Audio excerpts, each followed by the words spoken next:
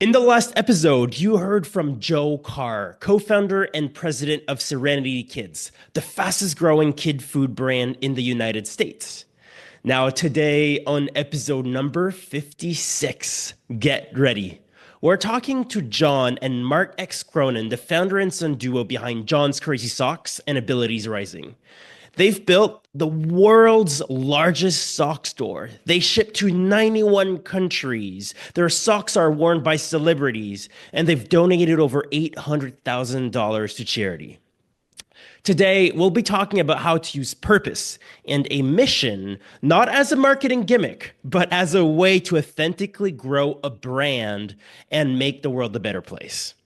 I'm your host, Raphael Paulin-Daigle, and I'm the founder of SplitBase. This is Minds of Ecommerce. Now, this episode is brought to you by SplitBase. At SplitBase, we help leading 8 and 9-figure brands such as Dr Squatch, Hyperice, and Amica grow through customer-focused conversion optimization programs. Our programs pinpoint exactly where your store is losing money most, and then, well, we help you fix it. The result is that you get increased conversions, higher AOV, and of course, more money, which in return allows you to scale advertising profitably. We've been at it for over a decade and can help you manage CRO from A to Z. So go to splitbase.com today to learn about how we can help you get the most out of your marketing spend and request your free proposal. All right, Mark and John, welcome to the show. Thank you so much for being here.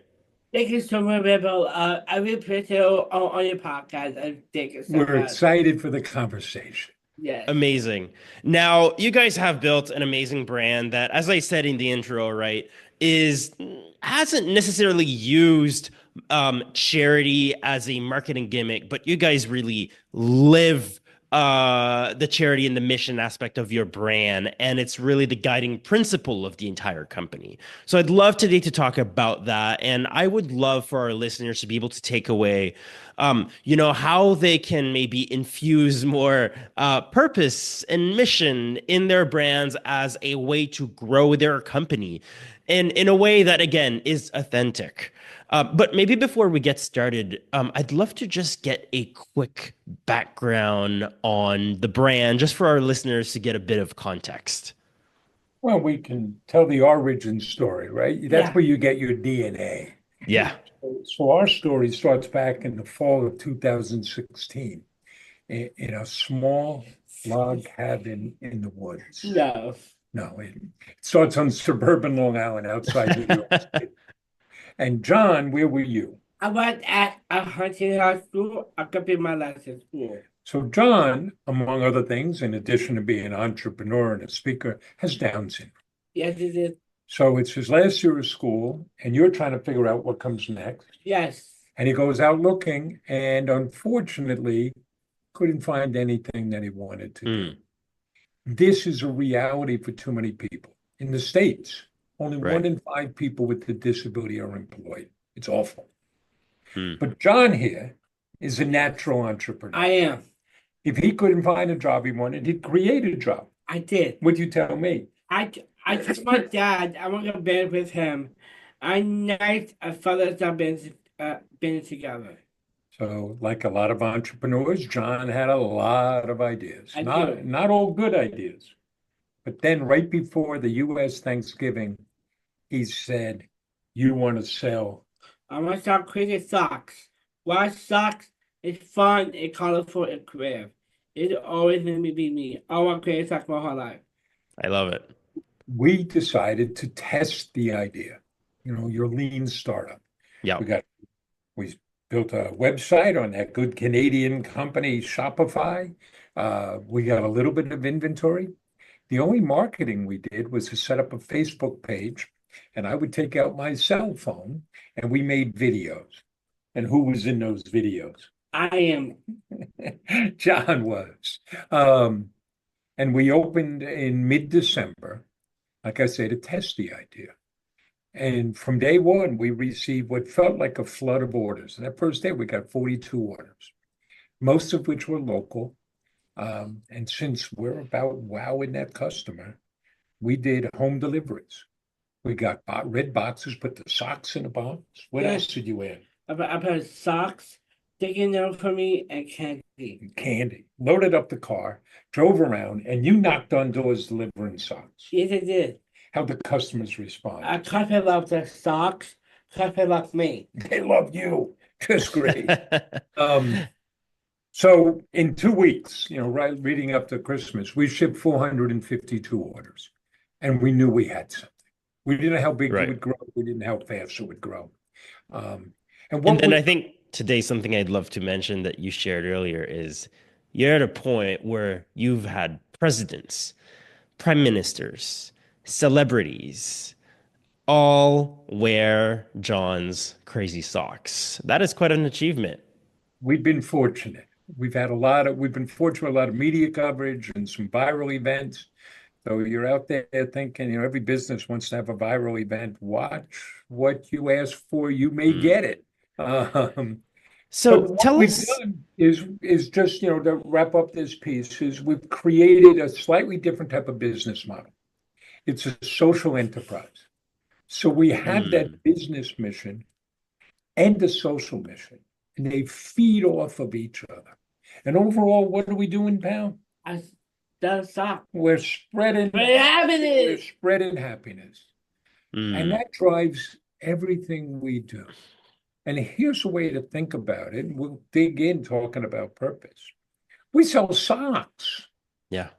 We've gone out and counted. I told you there's 1 gazillion sock companies out there. If all you're doing is selling a product, you're sunk. What do we do? We say ours are better than yours. I don't smell like They don't yours. smell like yours. Well, you have to compete on price. Yeah. But in fact, because we have a story, because we have a mission, that differentiates us in the marketplace. And here's the thing. At the end of the day, we're not really a sock store. The socks become the physical manifestation for the mission and the purpose. I'm curious, what are your thoughts on, you obviously started from that why, from that purpose. Now, I'm sure there's a lot of entrepreneurs that have very sizable businesses. They sell everything, could be pots and pans to furniture. And at one point, they're starting to feel like, hey, I want to do more with this. I want to have a bigger purpose with this brand. Where should they start? How do you start thinking about this as a CEO, as a marketing leader, or as a brand owner, when the brand might have been around for many years? And how can it be authentic and just not feel like a gimmicky marketing thing? Well, first of all, it's already there. You have to discover it. Now, you get to shape it some. We've continued to evolve and shape ours. But it's a question, Simon Sinek talks about this. What's your why? You're selling those pots and pans, you're selling tires, you're selling SEO services. Why do you do it? What motivates you? And the answer is never really going to be, well, we just want to make money. Right. And don't get me wrong, we want to make money. It Yep. turns out we like to live indoors. John likes lobster rolls. Those are expensive. Oh, yeah. But in the end, that doesn't work. You have to know what's driving you and motivating you. And here's the thing. When you understand that and you are able to articulate that and then really drive it through your business, that will better connect you with your customers, because you'll better find your tribe and you'll get more loyalty, and it will help you attract employees. But you have to understand what it is, and you have to believe. I'll give you an example from our business. So we built it on 5 pillars. One of them is we're going to make it personal. And that's how we relate to our customers. Well, that shows up in everything we do. If you call here, you never get voicemail. You're going to talk to an actual human. There is no script, and we don't listen in on it. To this day, every package gets I get thinking of me and candy. thank you note in candy, and on the packing slip, you see the picture, a sticker with the picture and the name of the person who packed your order. Mm. It's the way we relate to customers through our social media. And you're never all the way there. I'll give you an example. So we told you we send out candy with our with every order. Right. Well, one day, one of our happiness packers comes to us and says, we sell socks for diabetics, and we're sending diabetics candy. What's wrong with that picture? Okay, so now we have a supply of sugar-free candy. Because you just pay attention. You're never there. You're always evolving, but it's no one thing. My bride has said to me, you give away too much. You tell too many, you open up and tell people. Say, people can't copy us. Think about the commitment you have to make. Yeah. Right? It's, here's an example. That charity is baked into everything we do. So a traditional way of marketing, particularly smaller companies, is this kind of patriarchal model. Let's wait to the end of the year and see how much money we have. And then the owner will decide his or her favorite charities and send them a check. That's great. We flip it. We bake it into what we do so it becomes part of that customer experience. You see, right? We're making it personal. We're connecting with the customer. So that customer knows up front, if I buy from you, 5% of that profit's going to the Special Olympics. If I buy those Down syndrome socks, 10% is going to the National Down Syndrome Society. I can buy those Braille socks you made because I know somebody who's deaf. And 10% of that goes to the guy, goes to this school, and so on. You can't fake that. Yeah. You have to believe it, but then your customers keep coming back. Because, increasingly, listen, if you have the cheapest product, you're always going to have a customer. Yeah. But having the cheapest product is really hard, and you keep getting knocked off. Yeah. And if you're the only one that does something, or you do something better than anybody else, well, okay, you can charge what you want, but how rare is that? But you got to find a way to connect to your customer. And increasingly, customers are saying, before I give you my money, who are you? How do you treat your employees?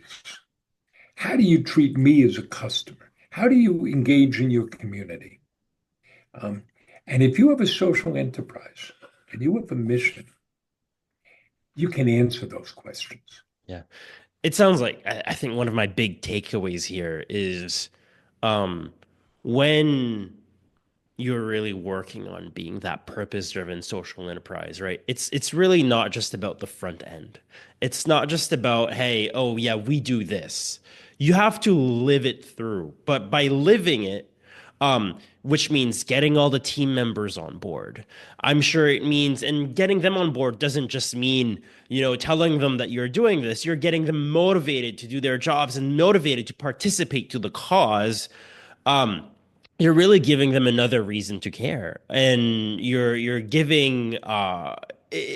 It's really just how you do things at the end of the day, right? So, if I think I could take one takeaway, it's just, hey, try to apply that principle of generosity across the organization, not just within your marketing, and really think about how it can be applied in the different facets of the business beyond a logo on a website. And it does make life easier. If you know what your purpose is, you now have the criteria by which you can make and judge every decision. I'll give you an example. we have a strategic partner. We're devolving that relationship. At one point, we put candy in every package. What candy did we start with? Hershey's Kisses, which everybody loved until we got the email from the woman in Florida saying, you don't want to send chocolate through the South in the hot weather. So we moved to Skittles. We sent out over 300,000 packages of Skittles.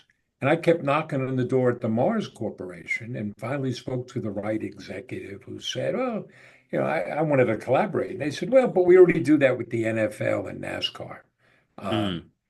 So, okay, I'm not going to sell Skittles, put Skittles in anymore. So our Lord of the Socks, that's who runs our warehouse, he found a lollipop company. Maybe, some people call them suckers.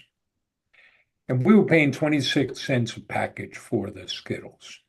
The lollipops were about 5 cents each. Great. So we're going to put 2 or 3 lollipops in every package, one for you, one to give to a friend or a family member. Well, my partners come and say, no, why would we spend that extra money? We can save that 5 cents a package. And I'm there realizing, if I got to explain to you why 2 lollipops and not one, we're in a different place. But that's an example of we know who we are. Yeah. You got to know who you are and what matters. There's no one way to do it. Customer service is really important to us. Google, they don't care. And that they're not wrong, but try to call up Mr. Google. You can't do it. Because they have values in another area. That's okay. They know who they are. Know who you are and then put it into action. Make it manifest in the choices you make and how you spend your money and how you speak to people and what your ads look and feel like. Values and alignment leads to growth. Yes. I love it. I'm wondering here if there are, when a brand kind of does this transition or tries to become more involved and aligned with this, are there some challenges they should expect or faux pas to avoid that are common along the way that, they may need to think of? Well, particularly in the way, in the US, it's really bad. You're going to make choices and you're going to piss some people off. Can you elaborate on that? Yeah. Here's an example. So, our mission is to spread happiness, right? Yes. But that's built on showing what people with different abilities can do. John, you have Down syndrome, you're the face of the business. More than half of our colleagues have a different ability. So we'll go anywhere to spread this message. We're like evangelists for it. Right. And we've been very fortunate with a lot of media coverage. So we've been on Fox and Friends, I think 15 times now. We get hate mail from that. Interesting. We made a decision to sell presidential socks. We have more president socks than anybody else. We get hate mail because we carry Joe Biden socks. And we get hate mail because we carry Donald Trump socks. And we're not endorsing those candidates, but that's a decision we made. So one of the things we did, we created unity socks, and we sent them to every member of the U.S. Congress. And we did a press event down at the U.S. Capitol with the Republican member of Congress and the Democrat member of Congress. We heard from both sides. How dare you talk to those people? They're terrible for this and that. It's like, no, we'll talk to anybody about our purpose and our mission. That's some of what you can expect. I love that. That is so creative. But also it takes guts. And I applaud you guys for that. I'm also wondering if you guys were to start this business all over again, what would you do differently? Well, in part, there's a singer, Robert Earl Keen. He writes many great songs. One of them is called Corpus Christi Bay, and it's about these two brothers that are drunks and their lives evolving. And there's lines in it. If I could do it all over, it wouldn't matter anyhow. I'd probably do the same things. Um, for us, the single biggest challenge that we have had, we bootstrapped. So we're very successful in growing the business, but we have been perennially undercapitalized, which has held us back. So that's something to think about. But otherwise, you're going to make mistakes. You're going to, everything we do is a hypothesis. Yeah, We think it's I going love to. that. Let's go out and try it and let's get the data. And sometimes you wind up scratching your head saying, what the hell were we thinking? But I'll give you an example about that. It's 2017. We've blown up, as the kids would say, in the spring through some viral events. But now we're hitting the summer and learning firsthand. Nobody buys socks in the summer. It's awful. Revenue goes through the floor. What are we going to do? Well, one of the ideas we come up with, not particularly novel, is we're going to set up a subscription, a Sock of the Month Club. We sit down, we get that going in about 2 weeks. Later that fall, I'm talking to one of our suppliers who's also a competitor because they sell direct to consumer. And they set up a Sock of the Month Club. And I said, oh, well, tell me about it. And they said, well, we've been working on this for 2.5 years. 2.5 years?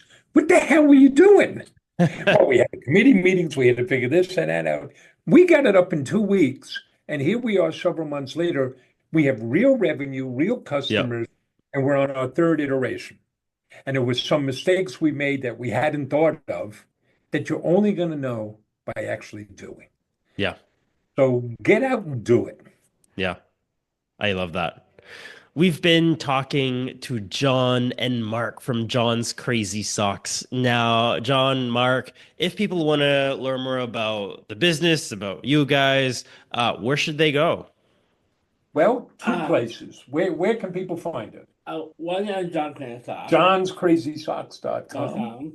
But you can also check out, we do speaking and coaching and consulting, and that's at johnandmarkcronin.com. We'd be glad to connect with people.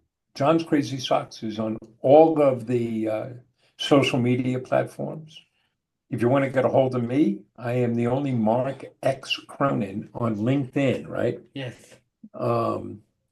And we'd love it if you supported us. Buy some John's Crazy Socks. When you do, you're going to get great socks, right? We have over 33,000 five-star reviews. Get that. But you're going to help us employ people with different abilities. More than half our colleagues have a different ability. You help us get back over $800,000 to our charity partners. And most of all, you're going to help us spread happiness. Spread happiness. I love it. Guys, thank you so much for being on the show. Thank you. Thank you.